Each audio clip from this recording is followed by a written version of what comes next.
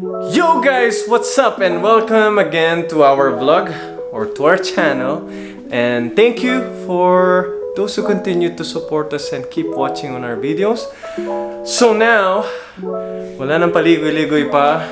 I just finished spraying our side skirts and side mirrors the day before yesterday actually, kasi I let it dry for at least 2 days before we actually wet sand and polish them. So right now they are fully dried and cured na sila, cured enough na so that we can start wet sanding. So we are gonna use with 1500, and then after 1500 would be 2000. Tapos after nun is buff and polish na. So unfortunately our set is not gonna reach or not gonna be able to make it sa Driven Calgary. I was gonna bring it there or make it as my entry car. However, yeah, unfortunately hindi mag-workout yung schedule natin kasi meron pa tayong mga inihintay for our set. However, we can make it sa Edmonton, which is August 14 or 15 yata. So, yeah, for whoever is from Alberta, please come and join us. My group will be my group will be coming there as well. Hopefully some of them are gonna be able to make it. So, yeah, we'll just make it as quick as possible video. So we'll just polish it, and as usual I'm just gonna do time lapse kasi it takes time just to film every steps and every little things that we do here. So time lapse is always our key para ma-witness nyo pa rin and di nyo ma-miss kung ano man mga steps by steps natin. So we polish and then we install them again. So let's go! Kita mo daw si Ken. Nano po naman.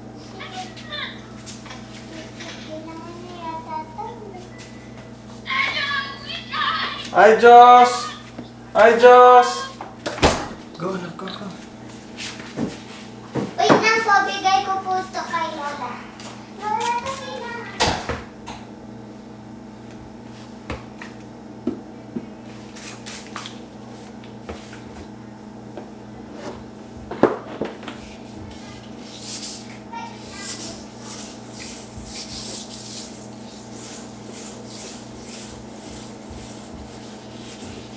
So we're using 1500.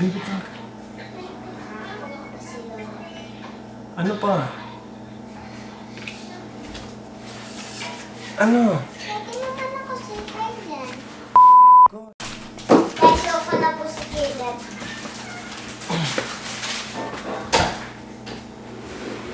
So right now, we are sanding our side skirts and what do I call this? Side mirrors using our 1500. So usually after after I spray them, I usually do wet sand instead of dry sanding kasi I don't know, I can feel the clear coat more para matanggal ko yung orange peel tsaka yung mga konting runs ko.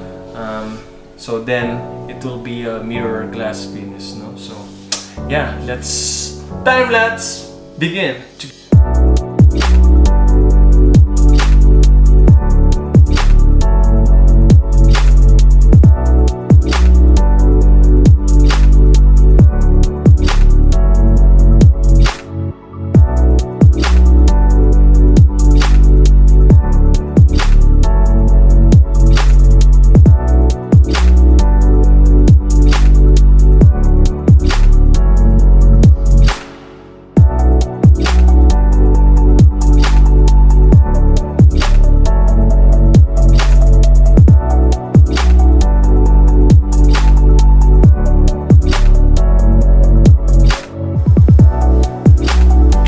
Some of you may be asking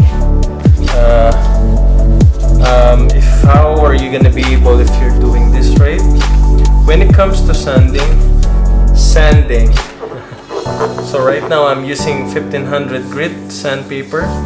So you can tell when you feel the texture of the fresh painted surface.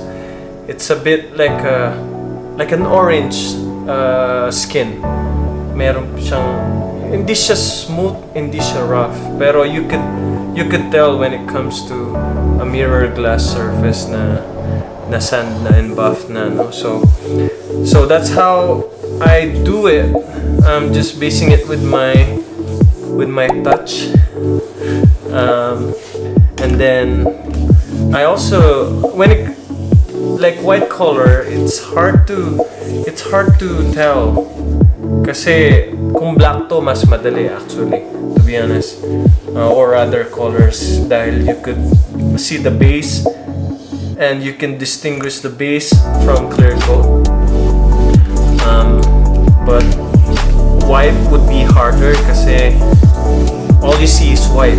And ang hirap tingnan, i-separate ng clear coat and base coat. So that's why you just have to base it with your feelings ng touch. So yeah, I'm not a professional. I've just learned from my past years of experience na pag nagpipaint ako ng ano-ano, trial and error. That's how you learn, is by making mistakes. I have made so many mistakes before I have been able to, produce one that is close to, I mean, not very perfect, but I mean something good enough so you can drive your car without being noticed na, oh, ang junk naman ng pagkakatrabaho ng paint job ng sasakyan mo. So, which is a really good thing. If you guys prefer doing this by yourself, I think that's good. If you haven't done doing that, please do so. You gotta give it a try first. Remember, I only used spray cans when I did this paint job, right? So, I think para sa akin, you'll be able to paint the whole car just by spray cans if you do it panel by panel. Kasi if you're gonna do it one car at one time using spray cans, that would be hard.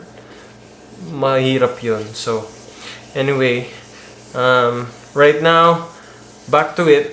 I'm doing 1500 grit.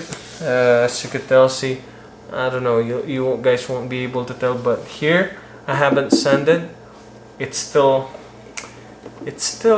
parang alam niyo yung plastic na makinis. But when you feel it here, it's like very silky smooth mirror glass. So ayan, kasi dito sa I'm in Canada. If some of you guys are new viewers, it's really expensive to just get something like this done by a professional auto body shop, paint shop. Like this would probably cost you $2,000, 2,000, which is in pesos would be like 80,000 pesos. So I mean, it's a lot of work, but if you love what you're doing, like I do, I like what I'm doing, it's gonna be easy. So ayan, let's get back to it, and tama na muna ang daldal.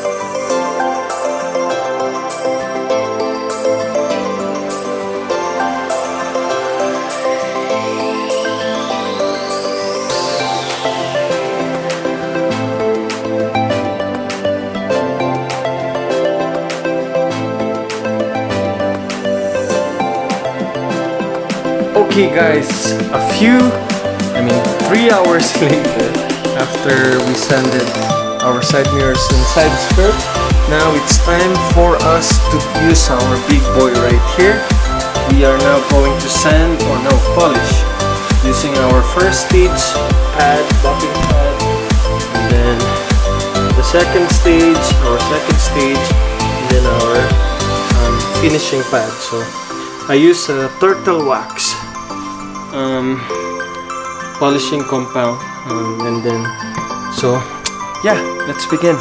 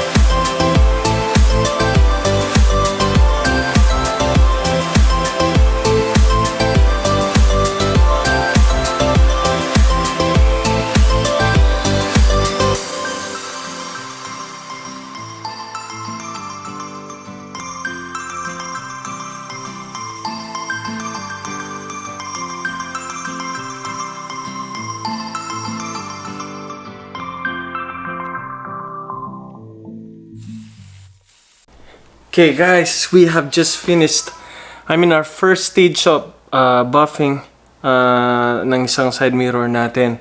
And just the first stage of buffing pad, it really looks great already. As you could see, boys. Well, the video doesn't do really good justice, but look at that. So it's yung yung pearls niya talaga nagpa-pop. So I'm so happy. I'm so happy with our outcome. So finished product. Doing great. Let's go.